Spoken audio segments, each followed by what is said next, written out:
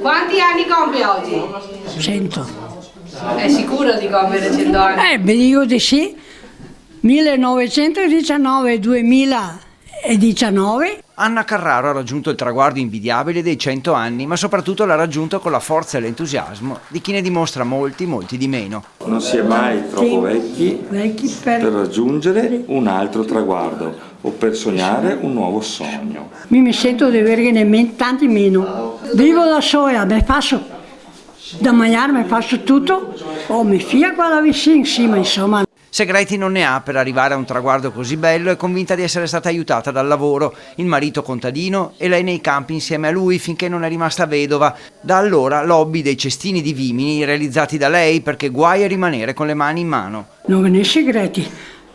Facevo contadina, ho sempre lavorato sui campi e anche andavo al tempo della guerra, andavo a aiutare che mio papà a buscare i vidi, tenere la solchetta. Io avevo anche una vita perché lui ha una scuriata le vacche e a sbandare io avevo anche una vita. La memoria è ancora lucida. Anna ricorda bene quello che le è accaduto, pensate, 80 anni fa. Aveva 20 anni quando sul sagrato della chiesa aveva incontrato un mendicante senza una gamba e con un cappello per raccogliere le offerte. E mi ha dato un tocchetto di carta così. E sai cosa che c'è scritto? Che ho ancora, conservo ancora. Era scritto: lei vivrà 100 anni. In buona salute e con pochi figli. Sono arrivata con tutti quello che mi ha detto ora.